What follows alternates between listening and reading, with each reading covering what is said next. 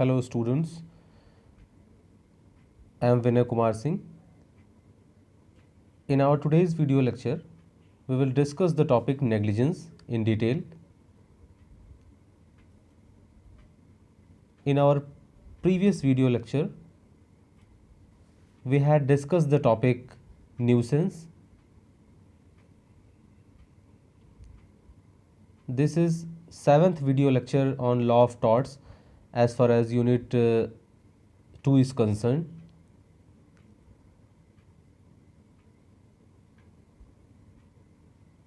सबसे पहले उन क्वेश्चंस को देख लेते हैं जो लखनऊ यूनिवर्सिटी के सेमेस्टर्स एग्ज़ाम्स में नेग्लिजेंस टॉपिक से पूछे गए हैं, नेग्लिजेंस टॉपिक से रिलेटेड क्वेश्चंस। जैसा कि आपने स्क्रीन पे देख पा रहे होंगे आप 2012 के पेपर में ही नेग्लिजेंस टॉपिक से ही रिलेटेड ये क्वेश्चन है। Question number 2, reasonable foreseeability plays important role in duty to take care under negligence, explain. That means कि नेग्लिजेंस टॉपिक जो है ये बहुत ही इंपॉर्टेंट टॉपिक है। इससे लॉन्ग आंसर टाइप क्वेश्चंस तो बनते ही बनते हैं, साथ ही साथ 2 या 3 शॉर्ट क्वेश्चंस भी बनते हैं। जैसे कि शॉर्ट आंसर टाइप क्वेश्चंस में भी आप देख रहे होंगे रेस इप्सा लेक्यूटर, ये भी कहीं ना कहीं नेग्लिजेंस का ही पार्ट है। नेग्लिजेंस क्वेश्चंस का ही, नेग्लिजेंस टॉपिक के परवी में ही ये टॉपिक आता है, उसका सब टॉपिक होता है ये रेस इप्सा लेक्यूटर। 2014 के पेपर में आप देखेंगे तो भी ये लॉन्ग में क्वेश्चन पूछा है, no negligence without duty to take care. 2015 के पेपर में इससे लॉन्ग आंसर टाइप क्वेश्चन तो नहीं है, लेकिन देखिए रेस इप्सा लेक्यूटर फिर शॉर्ट में पूछा है।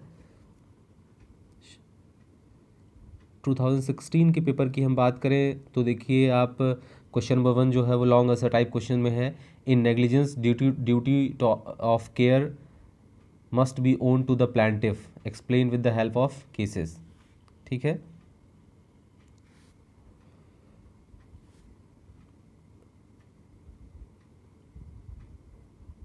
टू 2018 के पेपर में देखिए क्वेश्चन नंबर 2 जो है लॉन्ग क्वेश्चंस में वो है res what is res ipsa loquitur, explain it essential requisites for the application. ठीक है, शॉर्ट आंसर टाइप में क्वेश्चन पूछा है, standard of care for determining negligence. 2019 में लॉन्ग आंसर टाइप क्वेश्चन नहीं पूछा है इससे, लेकिन शॉर्ट में पूछा है नेग्लिजेंस। ठीक है, तो ये वो क्वेश्चंस थे जो प्रीवियस एग्जाम्स में पूछे गए हैं नेग्लिजेंस टॉपिक से। इससे ये श्योर होता है कि नेग्लिजेंस टॉपिक जो है बहुत ही इंपॉर्टेंट टॉपिक है। इससे लॉन्ग आंसर के साथ साथ शॉर्ट आंसर टाइप क्वेश्चंस भी पूछे जाते हैं जो नेग्लिजेंस टॉपिक के बहुत सारे सब पॉइंट्स पे बेस्ड होते हैं, जो शॉर्ट आंसर टाइप क्वेश्चंस। ठीक है, आइए स्टार्ट करते हैं अपना लेक्चर नेग्लिजेंस।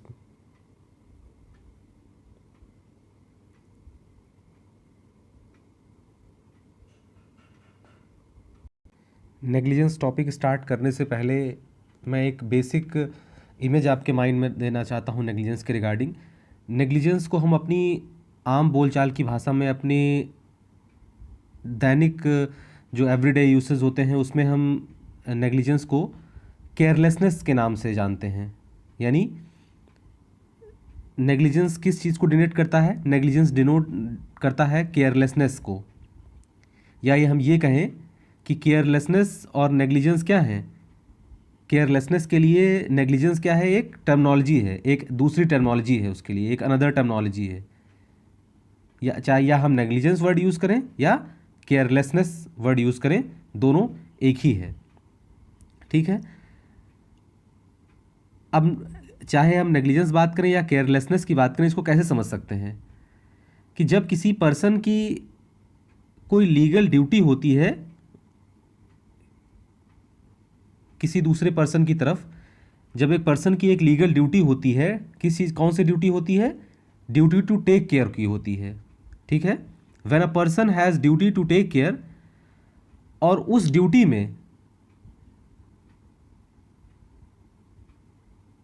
में जब वो कोई नेग्लिजेंस कॉज करता है या उस ड्यूटी को करने में जब वो कोई नेग्लिजेंस कॉज करता है तो इसी को हम कहते हैं कि उसने क्या कॉज किया है, उसने negligence as a actionable tort cause किया है। जैसे आपकी एक ड्यूटी है, जब आप रोड पे चल रहे हैं तो अगर कहीं पे हाईवे है जहाँ पे कोई आपके अगल बगल गाड़ियाँ नहीं चल रही हैं, तो आपकी एक ड्यूटी है, सॉरी, आप अगर आपके अगल बगल अगर गाड़ियाँ नहीं चल रही हैं तो अगर आप बहुत तेज़ स्पीड से अपनी गाड़ी चला रहे हैं तो अभी तक तो ठीक है, लेकिन अगर आपको सामने से आती हुई कुछ गाड़ियाँ दिखती हैं तो आपकी उन गाड़ी में बैठे लोगों के प्रति क्या है, एक ड्यूटी टू टेक केयर है। आपकी एक ड्यूटी है कि अब वो लोग, अब सामने से गाड़ियाँ आ रही हैं तो मैं अपनी गाड़ी की रफ्तार क्या कर लूँ, कम कर लूँ, जिससे किसी भी तरह का कोई एक्सीडेंट ना कॉज हो।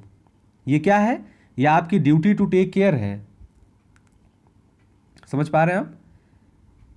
और अगर ड्यूटी टू टेक केयर मतलब अगर आपकी क्या ड्यूटी थी कि अब मैं अपनी स्पीड जो है वो कंट्रोल वे में कर लूँ ताकि कोई एक्सीडेंट ना कॉज हो जाए, और अगर आप अपनी स्पीड को कम नहीं करते हैं और उससे कोई एक्सीडेंट कॉज हो जाता है तो ये कहा जाएगा कि आपने क्या थे, आप अपने पार्ट पे नेग्लिजेंट थे। आपने जो आपकी ड्यूटी टू टेक केयर थी उसको आपने सही से नहीं किया, उस ड्यूटी को सही से परफॉर्म नहीं किया। ठीक है। whenever a person has duty to take care and he commits such duty then he will be liable for the tort of negligence। एक और एग्जांपल से समझ सकते हैं। एक डॉक्टर है, जब वो सर्जरी कर रहा है अपने पेशेंट की, और सर्जरी करते समय अगर वो कोई ऐसा इंस्ट्रूमेंट है जो सपोज पेट की सर्जरी कर रहा है और सर्जरी करते समय वो अंदर से उसके रह जाता है, तो ये डॉक्टर की क्या थी, ड्यूटी, डॉक्टर की एक ड्यूटी टू टेक केयर थी उस पर्सन, अपने पेशेंट के प्रति, कि वो ऐसा कोई ऑब्जेक्ट अंदर ना छोड़े। लेकिन अगर वो ऐसा कोई ऑब्जेक्ट अंदर छोड़ देता है सर्जरी करते समय, तो उसने क्या किया, उसने अपने उस ड्यूटी को सही तरीके से परफॉर्म नहीं किया। इसलिए कहा जाएगा कि डॉक्टर क्या था, अपनी ड्यूटी के प्रति क्या था, नेग्लिजेंट था। ठीक है। तो ये एक बेसिक इमेज जो थी मैंने आपके माइंड में देने की कोशिश की पहले, कि नेग्लिजेंस का मतलब होता क्या है। नेग्लिजेंस का बहुत आम बोलचाल की भाषा में उसको मैंने कहा आपको कि केयरलेसनेस और नेग्लिजेंस क्या है, एक दूसरे के लिए टर्मिनोलॉजी हैं। और दो एग्जाम्पल देके मैंने आपको समझाने की कोशिश की कि नेग्लिजेंस को हम कैसे समझ सकते हैं। ठीक है।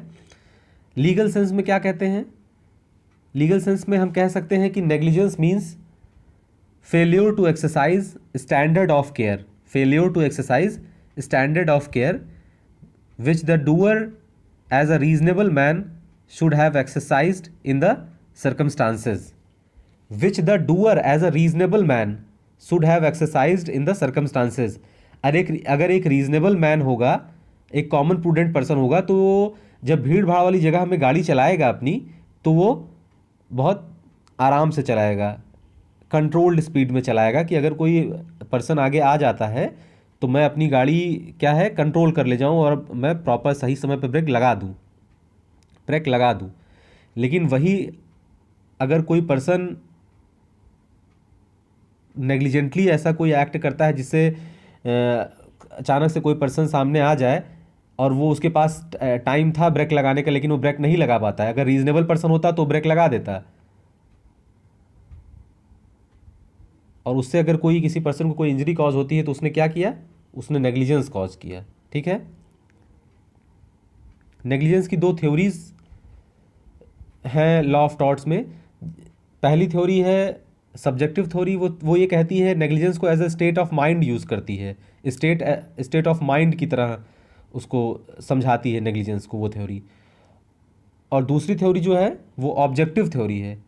ऑब्जेक्टिव थ्योरी क्या कहती है, ऑब्जेक्टिव थ्योरी वही कहती है जो मैंने अभी आपको एग्जांपल देके बताया। ऑब्जेक्टिव थ्योरी का मतलब क्या होता है, negligence as a actionable tort वो यूज़ करती है, और जो सब्जेक्टिव थ्योरी है वो negligence as a state of mind use करती है नेग्लिजेंस को। ठीक है।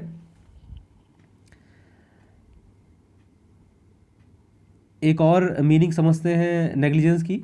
Negligence means careless conduct in commission और omission of an act where by another to whom the plaintiff owed duty of care whereby another to whom the plaintiff owed duty of care has suffered damage।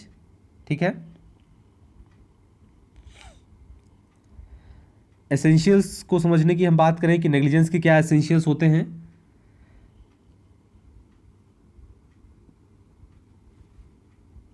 तो negligence के mainly 3 essential जो है वो जो law of torts में बताए गए हैं नेग्लिजेंस एज एक्शनेबल टॉर्ट में।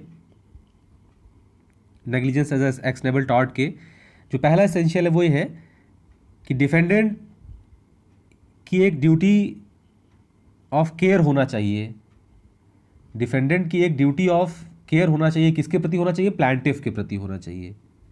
पूरी दुनिया के प्रति नहीं होना चाहिए, प्लांटिफ के प्रति होना चाहिए। That the defendant owed duty of care to the plaintiff.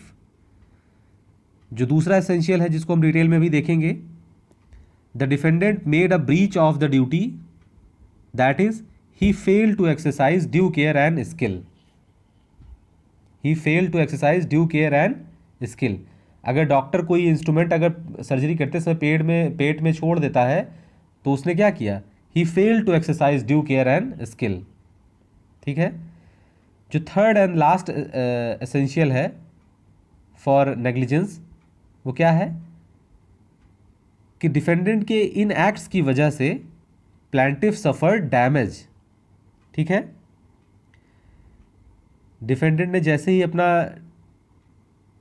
Duty जो उसका ड्यूटी टू टेक केयर किया था उसका जैसे उसने ब्रीच किया तो इस कॉन्सिक्वेंस की वजह से क्या होना चाहिए? प्लांटिफ को कुछ डैमेज कॉज होना चाहिए। इट मीन्स कि अगर प्लांटिफ को डैमेज कॉज नहीं हुआ डिफेंडेंट के एक्ट की वजह से तो ये एक एक्शनेबल टॉर्ट नहीं होगा। ठीक है। Actionable negligence consists in the negligence of the duty of ordinary care or skill towards a person to whom the defendant owes the duty of observing ordinary care or skill, by which neglect the plaintiff has suffered injury to his person or property। फिर से देखते हैं ये case law में है। Haven versus पेंडर का case law है 1883 का, क्वींस बेंच का। इसमें ये कहा गया था नेग्लिजेंस के बारे में, नेग्लिजेंस के रिगार्डिंग जो उसको डिफाइन किया गया था इस केस में हेवन वर्सेस पेंडर 1883 में कि actionable negligence consist in the neglect of the use of ordinary care और स्किल। किसके प्रति नेग्लेक्ट करना ये ऑर्डिनरी केयर और skill? Towards a person to whom the defendant towards the person to whom the defendant owes the duty of ordinary care or skill। और वो इस अगर ऑर्डिनरी केयर और स्किल को प्रॉपरली परफॉर्म नहीं करता है उससे क्या होता है? By which neglect the plaintiff has suffered injury to his person और प्रॉपर्टी। इट मीन्स कि जो टॉर्ट एज अ नेग्लिजेंस की जब हम बात करते हैं तो इससे मतलब ये है कि वो नेग्लिजेंस किस किस के रिस्पेक्ट में हो सकता है? वो एज अ पर्सन भी हो सकता है, उस पर्सन के प्रति भी हो सकता है और उसकी प्रॉपर्टी के प्रति भी हो सकता है। यानी पर्सन और प्रॉपर्टी दोनों के प्रति जो है वो डिफेंडेंट जो है वो नेग्लिजेंट हो सकता है। ठीक है। विनफील्ड अपनी डिफिनेशन में कहते हैं नेग्लिजेंस की, विनफील्ड कहते हैं negligence as a tort is a breach of a legal duty to take care which results in damage undesired by the defendant to the plaintiff. ठीक है।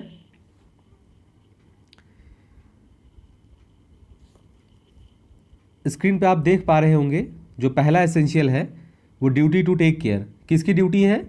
डिफेंडेंट की ड्यूटी है। किसके प्रति है वो ड्यूटी? प्लांटिफ के प्रति है वो ड्यूटी। ठीक है। One of the essential condition of liability for negligence is that the defendant owed a legal duty towards the plaintiff. ठीक है। इस पॉइंट को समझने के लिए एक केस लॉ है नेग्लिजेंस पे बेस्ड एक केस लॉ है जो कि बहुत ही इंपॉर्टेंट केस लॉ है। वो केस लॉ है डोनाउ वर्सेस स्टीवेंसन। इस केस में क्या होता है, इस केस के फैक्ट्स कुछ इस तरह से हैं कि जो प्लांटिफ होता है वो एक शॉप से एक जिंजर बियर की बॉटल खरीदता है, जिंजर बियर, ठीक है, कांच की बॉटल होती है वो, अपने लेडी फ्रेंड के लिए।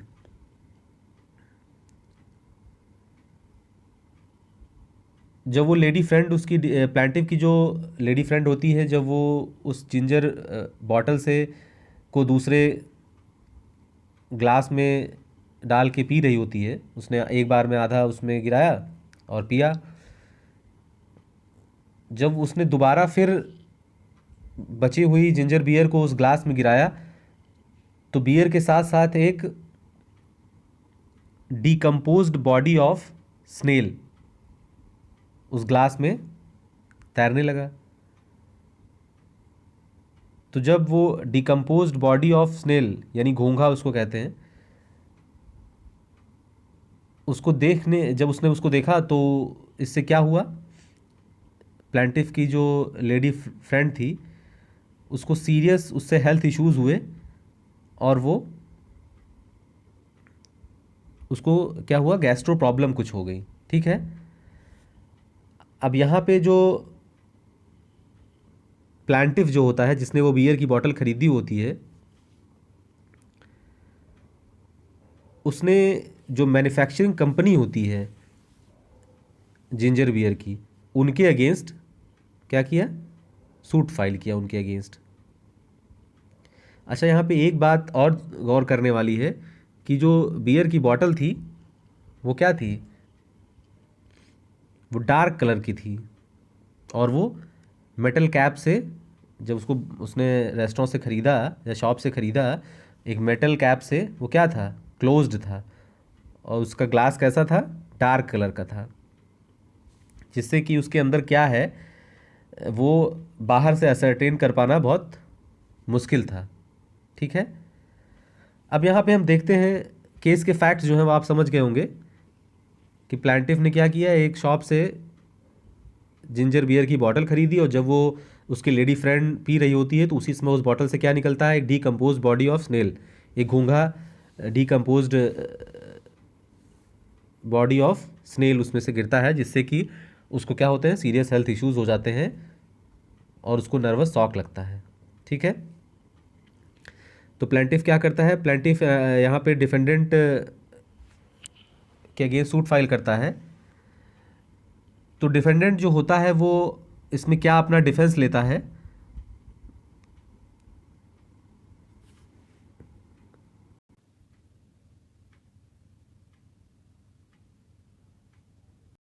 इस केस में जो डिफेंडेंट होते हैं वो क्या प्ली लेते हैं, डिफेंडेंट ये कहता है कि he did not owe a duty of care towards the plaintiff, उसकी प्लांटिफ के प्रति कोई ड्यूटी केयर करने की किसी भी तरह की कोई ड्यूटी नहीं थी।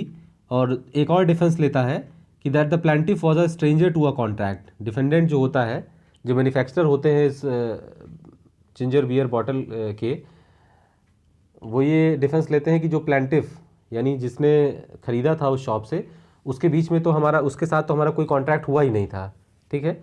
लेकिन उनके इन आर्ग्यूमेंट्स को कोर्ट ने रिजेक्ट किया, हाउस ऑफ लॉर्ड्स ने, और कोर्ट ने क्या कहा, कोर्ट ने कहा कि manufacturer owed her a duty to take care that the bottle did not contain any noxious matter. ये उसकी मैन्युफैक्चरर की ड्यूटी है सबके प्रति, सबके पीस प्रति मतलब जिस जो वो बियर की बॉटल पी रही थी, जो लेडी थी, कि उसमें कोई, उन बॉटल्स में किसी तरह का कोई नॉक्सियस सब्सटेंस ना हो, ठीक है। And that he would be liable on the breach of the duty, और अगर वो ऐसा करने में विफल रहता है, ब्रीच करता है, तो वो उसके लिए रिस्पॉन्सिबल होगा, वो उसके लिए वो लाइबल होगा।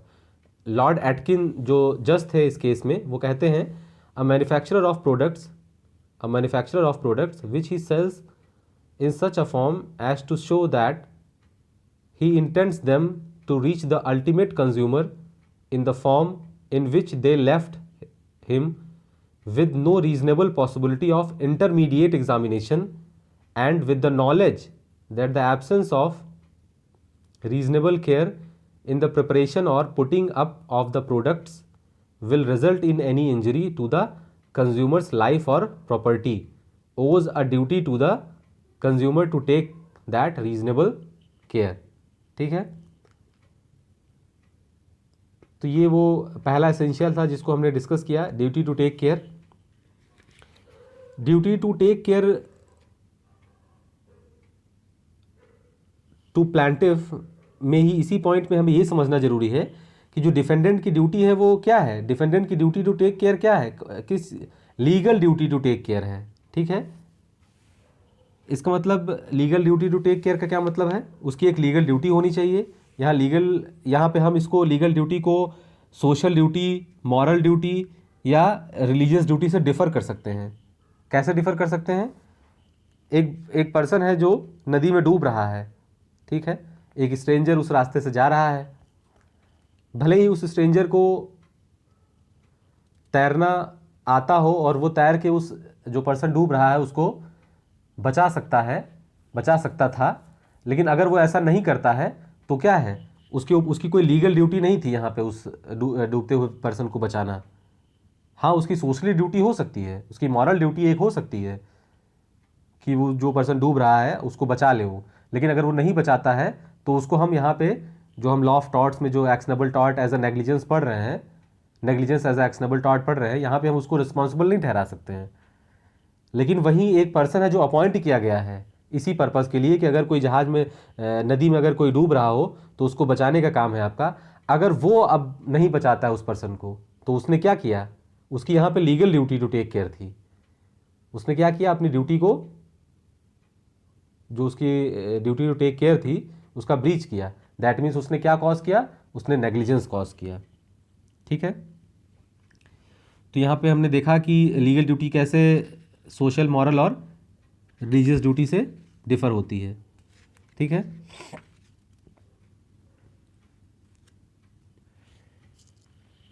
जो अगला पॉइंट है हमारा इंपॉर्टेंट, जो क्या है, duty must be towards the plaintiff. जो ड्यूटी होनी चाहिए वो सबके अगेंस्ट में नहीं कि पूरी दुनिया के अगेंस्ट होना चाहिए. किसके against, duty must be towards the plaintiff, वो प्लांटिफ के अगेंस्ट वो ड्यूटी होनी चाहिए. ठीक है, ये केस लॉ है बॉर्नहिल वर्सेस यंग का, इंपॉर्टेंट केस लॉ है, देख लीजिएगा आप लोग. जो नेक्स्ट पॉइंट जो है, सबसे लास्ट पॉइंट तो नहीं है लेकिन breach of duty to take care, वो जो ड्यूटी थी डिफेंडेंट की उसका उसने क्या किया हो, ब्रीच किया हो. Yet another essential condition for the liability in negligence is that the plaintiff, उसी पॉइंट को यहाँ पे फिर से एलोबरेट कर दिया है कि जो लायबिलिटी होनी चाहिए वो प्लांटिफ के प्रति होनी चाहिए और अपनी उस लायबिलिटी को, जो भी उसकी ड्यूटी थी उसको उसने क्या किया हो, उसमें ब्रीच किया हो. एक केस लॉ है municipal corporation of Delhi versus Subhagwanti 1986 supreme court. इस केस में क्या होता है, दिल्ली चांदनी चौक के पे एक क्लॉक टावर लगा होता है और वो क्लॉक टावर जो होता है वो कोलैप्स कर जाता है और उससे क्या होता है, बहुत सारे पर्सन्स को चोट लगती है और एक पर्सन होता है उसकी डेथ भी हो जाती है. ठीक है, कई पर्सन्स की डेथ हो जाती है. अच्छा, अब वो जो स्ट्रक्चर था, जो क्लॉक टावर था, वो 80 साल पुराना था, जबकि उसकी जो नॉर्मल लाइफ होती है वो 40 to 45 ईयर्स थी. ठीक है, तो यहाँ पे the municipal corporation of Delhi having the control of the structure fail to take care and was therefore liable. यहाँ पे जो म्यूनिसिपल कॉर्पोरेशन ऑफ दिल्ली था उसकी एक ड्यूटी टू टेक केयर थी कि उसकी हम जो क्लॉक टावर है, जो क्लॉक लगी है, उसका हम देखें, उसके मेंटेनेंस पे ध्यान दें और अगर उससे कोई भी लॉस हुआ है तो अब कौन रिस्पॉन्सिबल होगा, उसके लिए municipal corporation of Delhi responsible होगा. ठीक है, जो नेक्स्ट एसेंशियल है वो क्या है, कॉन्सिक्वेंट डैमेज और consequential harm to the plaintiff. The last essential requisite for the tort of negligence is that the damage cause to the plaintiff was the result of the breach of duty. जो भी damage cause हुआ है plaintiff को, वो किस वजह से, अपने ड्यूटी को डिफेंडेंट ने ब्रीच किया और उसके रिजल्ट्स की वजह से ही प्लांटिफ को वो क्या हुआ, डैमेज कॉज हुआ है। ठीक है, द हार्म में फिजिकल हार्म और that is harm to body और हार्म टू रेपुटेशन और हार्म टू प्रॉपर्टी, जैसा कि स्टार्टिंग में ही हम लोगों ने देखा था। ठीक है, एक केस लॉ यहाँ पे और इम्पॉर्टेंट है, रूरल ट्रांसपोर्ट सर्विस वर्सेस बेजलुम बीबी AIR 1980 कलकत्ता। ठीक है, इस केस में के फैक्ट्स इस तरह से हैं कि एक ओवरलोडेड बस होती है, ओवर क्राउडेड, पूरी बस में लोग भरे होते हैं, और जो कंडक्टर होता है उस बस का, वो जब बस पूरी भर जाती है तो कुछ लोग को छत पे बैठा देता है बस की। ठीक है, अब क्या होता है कि जब जो ड्राइवर होता है वो जब बस ड्राइव कर रहा होता है तो एक दूसरी बस को ओवरटेक करने की वजह से वो बस को थोड़ा सा फुटपाथ की तरफ से कट करके आगे बढ़ाने की कोशिश करता है। तो साइड में जो पेड़ लगे होते हैं सड़क के किनारे, उसकी उनकी कुछ डालियाँ जो थी वो थोड़ा नीचे लटकी हुई थी, और जब जो ड्राइवर था वो जैसे ही बस को ओवरटेक करने लगा तो उस वजह से जो डाली जो थी पेड़ की जो लटक रही थी उसमें फंस के एक पर्सन जो छत पे बैठा होता है बस की, वो नीचे गिर जाता है और वो उसको बहुत इंजरी होती है और फाइनली वो उसको उसकी डेथ हो जाती है। ठीक है, तो यहाँ पे ये हैंडल किया गया कि जो ड्राइवर और कंडक्टर इन दोनों की ड्यूटी क्या थी, duty to take care towards their passengers थी, लेकिन उसने क्या किया, उन लोगों ने अपने वर्क में क्या किया, नेग्लिजेंस कॉज किया अपने वर्क में, और उनके उस नेग्लिजेंस की वजह से ही उस पर्सन की क्या हुई, डेथ हो गई। यानी अगर वो कंडक्टर ना अलाउ करता छत पे बैठाने के लिए तो वो जो डाल थी उससे वो पर्सन ना गिरता। और ड्राइवर का नेग्लिजेंट क्या रहा, ड्राइवर ने जो थी वो बस को ओवरटेक करने के चक्कर में साइड से निकाला और वहाँ से पेड़ जो डाल से फंस के वो पर्सन नीचे गिर गया और उसकी डेथ हो गई। ठीक है, तो ये केस लॉ है, इंपॉर्टेंट है, rural transport service versus Bezlum Bibi. यहाँ पे कंडक्टर और ड्राइवर दोनों को ये माना गया कि ये लोग अपने एक्ट में क्या थे, नेग्लिजेंट थे। ठीक है, एक और इम्पॉर्टेंट पॉइंट है यहाँ पे समझने वाला कि कब डिफेंडेंट जो है वो अपने नेग्लिजेंस के लिए लाइबल नहीं होगा। ठीक है, कब जो डिफेंडेंट है वो is not liable for negligence. पहला क्या है, पहला एसेंशियल यहाँ पे है इंपॉर्टेंट कि when the injury to the plaintiff is not foreseeable then the defendant is not liable। इसका क्या मतलब है, when the injury to the plaintiff is not foreseeable then the defendant is not liable। अगर defendant के act की वजह से बहुत ऐसी कोई इंजरी प्लांटिफ को कॉज हुई है जो जिसको कि मतलब दूर तक देखा ही नहीं, दूर तक समझा ही नहीं जा सकता था कि डिफेंडेंट के इस एक्ट की वजह से प्लांटिफ को कोई इंजरी कॉज हो ही भी सकती है, तो हम क्या कहेंगे कि डिफेंडेंट जो है वो लाइबल नहीं होगा। दूसरा पॉइंट यहाँ पे क्या है, दूसरा पॉइंट ये है कि to establish negligence it is not enough to prove that the injury was foreseeable but a reasonable likelihood of the injury has also to be shown. इन दोनों पॉइंट्स को हम कैसे समझेंगे, जो पहला पॉइंट हमने अभी बताया कि when the injury to the plaintiff is not foreseeable then the defendant is not liable। इसको एक केस लॉ के फैक्ट से समझते हैं। दो केस लॉ हम देखेंगे इस पॉइंट पे। जो पहला केस लॉ है वो ये है कि बॉल्टन वर्सेस स्टोन। इस केस में क्या होता है, क्रिकेट ग्राउंड में, एक स्टेडियम में एक मैच हो रहा होता है, और मैच होते समय जो प्लेयर होता है वो जब बॉल को हिट करता है तो बॉल जो थी वो ऐसा, मतलब प्लेयर ने ऐसा हिट किया कि बॉल स्टेडियम के बाहर आके सड़क पे एक पर्सन जा रहा होता है उसको लग जाती है और उसको इंजरी कॉज हो जाती है। अच्छा, अब होता क्या है कि अब इसमें अब वो जो जिस पर्सन को इंजरी कॉज होती है वो अपना क्लेम कर देता है भाई स्टेडियम के अगेंस्ट में। तो यहाँ पे ये देखा जाता है कि वो स्टेडियम जो था या वो जो ग्राउंड था वो 90 साल पुराना था, और पिछले 30 साल के इतिहास को जब उठा के देखा जाता है तो केवल 6 बार कोई भी प्लेयर जो है वो बॉल को आज तक 30 साल के इतिहास में 6 बार केवल बॉल को बाहर निकाल पाया था ग्राउंड के हिट, और केवल पहली बार ऐसा हुआ था कि किसी पर्सन को उससे इंजरी कॉज हुई थी।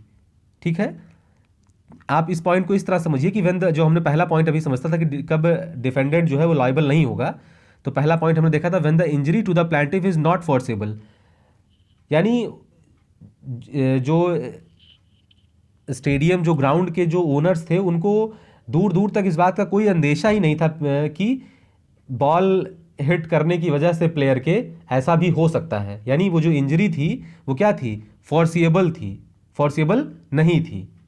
तो इस वजह से जो डिफेंडेंट था वो लाइबल नहीं होगा। क्या केस लॉ है ये, बाल्टन वर्सेस स्टोन 1951। ठीक है, इसी तरह एक और केस लॉ है, blithe versus Birmingham water works company.